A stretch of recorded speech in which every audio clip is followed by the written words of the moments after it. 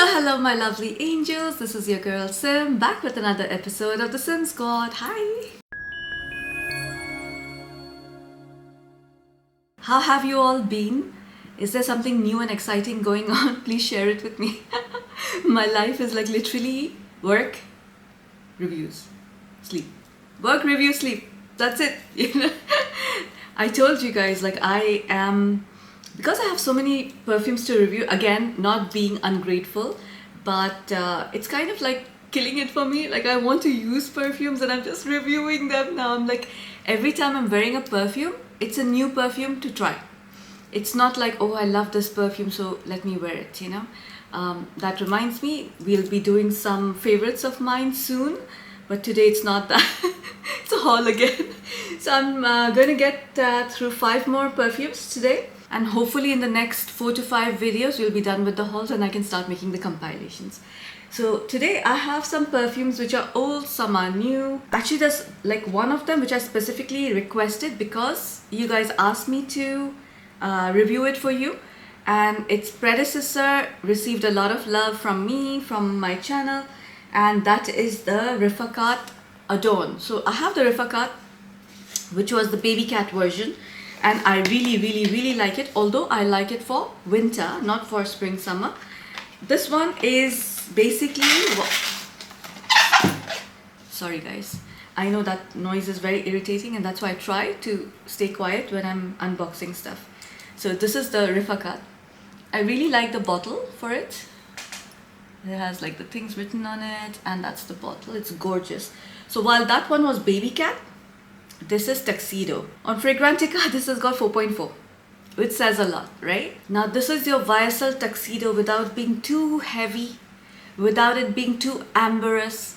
I feel this is just a spicier, slightly fresher version, which can be used by both men and women. So thank you to everybody who told me to try this one out. Since I loved Rifaaqat so much, you guys were like, you're going to absolutely love Adorn, and it is true. I absolutely 100% am in love with this perfume. The top notes for this are pink pepper, coriander, tangerine and violet. Heart notes of cedar, patchouli and tree moss. And the base notes of ambergris, vanilla, woody notes and benzoin. This perfume is a very attention-commanding perfume, let's just call it that. From the first spray itself, you're hit by the pink pepper, the coriander. Also these spices in the opening, they're not abrasive at all. They're very well composed. They come in very smooth along with the other notes. So you won't actually smell specifically the pink pepper or specifically the coriander. Soon the perfume gets quite dark. It almost has an earthy vanilla. Now I know it doesn't make sense.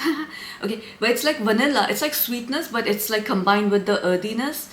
And then you also have your dark resins and your woody accords, which all smell dark. The name, I mean, this one is called Rifaaqat Adorn, but it's originally like Tuxedo. It does smell like a very well-tailored suit, very luxurious, very confident. You wear this perfume, you'll automatically feel confident. This smells like a night that you went for an event or literally a gala or something, and you are very well dressed. Whether it's a woman who is dressed in a black silhouette dress, or it's a guy who's wearing a tuxedo. For sure, more suitable for fall, winter. Middle Eastern vibe, I would say it's very mild because it does have this very strong amberous base. The projection is 2 to 3 feet and the longevity is 7 to 8 hours. And the celebrity I chose for this is Tom Hiddleston. I always thought that I would select some fresh perfume for him, but you know what? This is like giving more of like his elegant but like distinctively cool vibe. The color perception for this is a deep charcoal. Temperature is, it's cool, not cold but cool, and the presence is moderate. Oh, by the way, this retails for only $25 for a 100 ml bottle. Next, I bought a perfume for myself just because I love the DNA, and I was actually, for the longest time, I actually thought this was a masculine fragrance because of the packaging, because of the name, because of the vibe it gave off. And then I suddenly realized that there are 2 versions of this. This is Lionheart Woman. Now this one has Lionheart Man and Lionheart Woman, but because of the box and because of the whole vibe of this bottle and perfume, I actually thought this was a masculine fragrance. This is one of the heaviest bottles I own, by the way. That's the bottle. Can you see the texture on it? Yeah. It's a very nice bottle, but the whole vibe doesn't match with the perfume. I actually thought this will be like a very leather heavy perfume, or it'll definitely be masculine or very, very bold. This was a little bit of a disappointment. The cap is not as heavy as I thought compared to the bottle. The sprayer is very nice. Although it's not pressurized, it's still quite nice. And this is your Burberry Goddess plus Libre. Did you guys expect Gris Chanel? Honestly, like, yeah, I actually thought that it would be maybe a Gris Chanel, but slightly like with some animalic notes like leather or oud, because of the, you know. So the last thing I expected to find in this bottle was Burberry Goddess and Libre. Now, this also reminds me of that Cancer perfume from Genesis, the French Avenue one. But let's just say that I prefer that one more because the lavender is very, very strong in that. Let me like give you some details about this. This is an Oriental Vanilla on Fragrantica. It's got 4.38.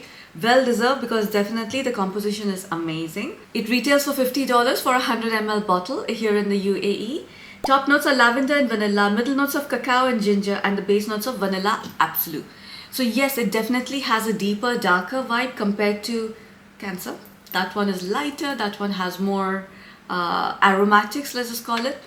This one is just a little bit more gourmand, especially because it has that cocoa and vanilla. Lionheart Woman is almost leaning unisex. Like, I can see a guy pulling this off as well. And the color for it would be like kind of this coppery, darker color. Now, when I say unisex, it is not masculine leaning or something. I'm just saying that a man can pull this off and it'll smell beautiful on him. Think of crushed ginger with crushed lavender thingies, whatever they're called, little thingies, and take the juice out of it. And just smell a drop of that. Not too much, just a drop. That freshness of that drop will stay for a very, very long time if it's the oil version of these two notes, right? And those notes are enveloped by vanilla and cacao. Don't expect the cacao over here to be creamy or comforting like a hot chocolate or something. This is more like dry and powdery and dark. I would say Lionheart is like a more grounded version of Burberry Goddess. And it also has like a touch of Libre. There's something very modern about it. Again, like if a guy can pull this off, you can imagine the depth it has, right? It's unisex leaning feminine. You can pull this off during cooler weather. No Middle Eastern vibe. Projection, let's just say, is around 2 feet. Longevity, 7 to 8 hours. My rating for this is a 9 out of 10. I really, really, really like it. And I know, like, sooner or later, you know the dent I made in my Angam by Latafa. The celebrity I chose for this is Zoe Kravitz. Elegant, but with a modern, confident edge. And she keeps herself very, very understated. I would just assume she smells like this. The color perception for this would be a smoky lavender. The temperature is cool and the presence is moderate. Next, we have two perfumes from... Why is it like this? Okay. Two perfumes from French Avenue.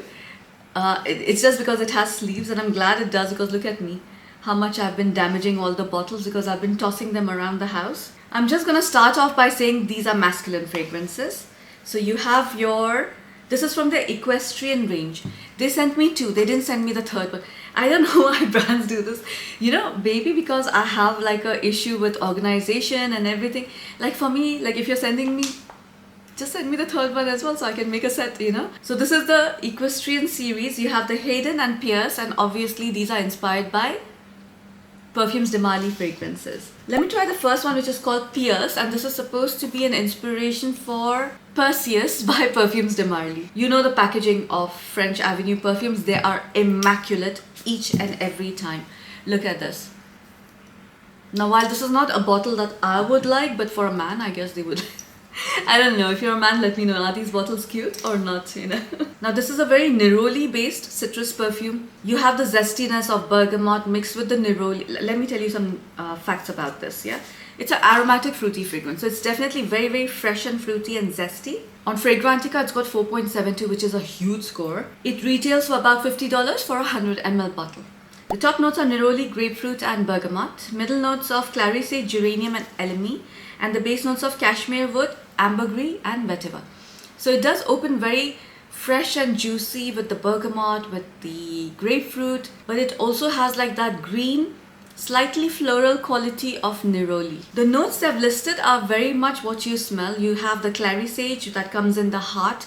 That's where you get all the aromatics. The geranium, maybe just a little bit in here, giving it a slightly soapy feel. Elemi as well over here, although it's a very aromatic resin.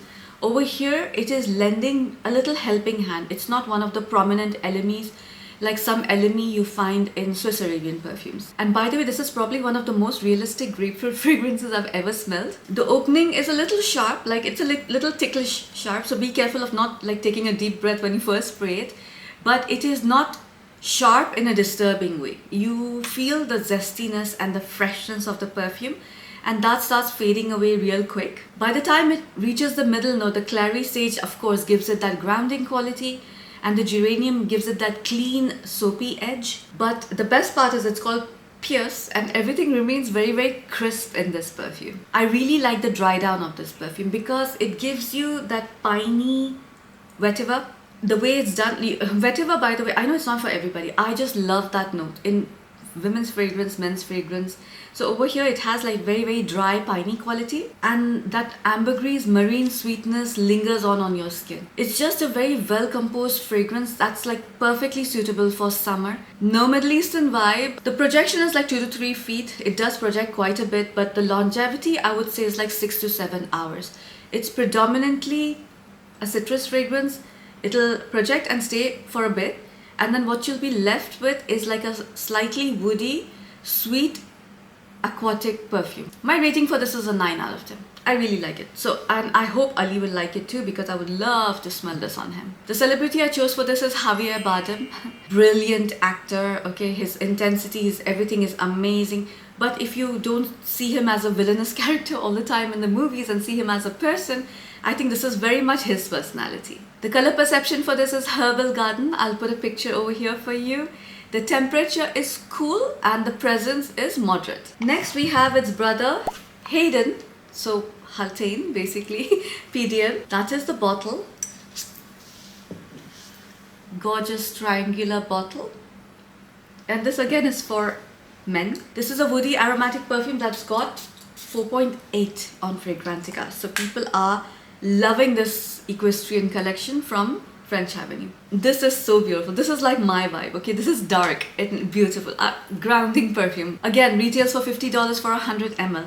Top notes: lavender, clary, sage and bergamot. So very aromatic. In the middle you have praline, saffron and cedarwood. Everything which is very dark and cold.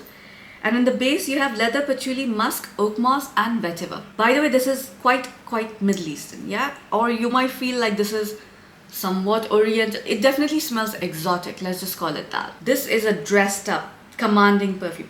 Kind of like your Rifaaqat Adorn. It's the same vibe. I'm not saying they're similar, guys. I'm just saying that the vibe is the same, yeah? It opens with this fresh burst of lavender and clary sage with just a touch of bergamot to keep things fresh. It's fresh and crisp, but it's almost a formal fragrance. Very quickly, this perfume turns into a hot mess of praline and animalic notes, but this is like my kind of hot mess, you know? I love these kind of perfumes. I like perfumes that have like these deep, dark, woody notes, animalic notes, and then they have like a touch of gourmand just to give it some support, not make it too repulsive or obnoxious, but like make it a very well-rounded and very likable perfume. Think of saffron with praline and cedarwood. Can you imagine how beautiful it smells? And also the leather over here. While it is prominent, it's not smelling like leather goods shop or very animalic. It's giving it that cool leather jacket, like a cool guy wearing a leather jacket. It does have like a lot of heavy earthiness with the patchouli, with the oak moss, with the vetiver. I cannot stress enough on how earthy this perfume is, especially till the dry down. So it's a very dynamic perfume. In the opening it was super fresh and crisp, but you could smell that formal darkness from the get-go.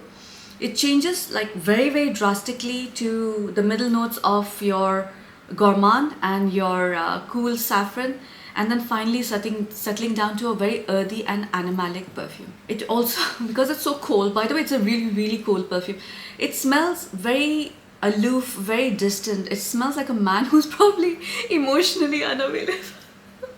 I don't know. And you still want to change him. You know, you're like, oh, I can make a difference in his life. This is one of those perfumes. And by the way, I do get a little bit of oud in the dry down. Now, I don't know if Haydan had the oud dry down. I've not done the comparison.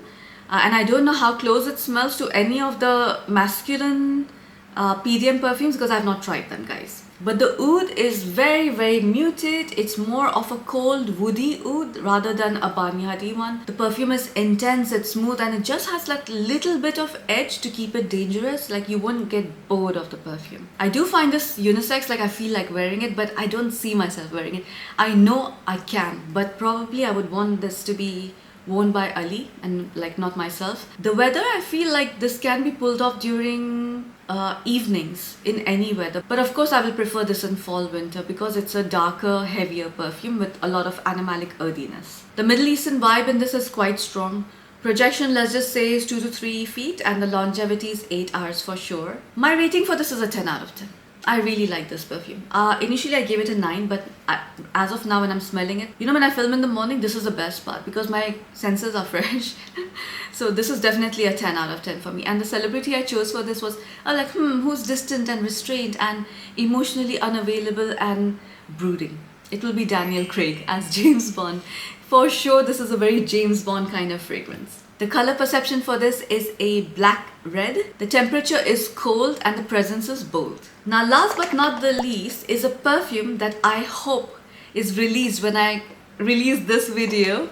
I hope it's released for sure because it's such a pretty fragrance from Khadlaj.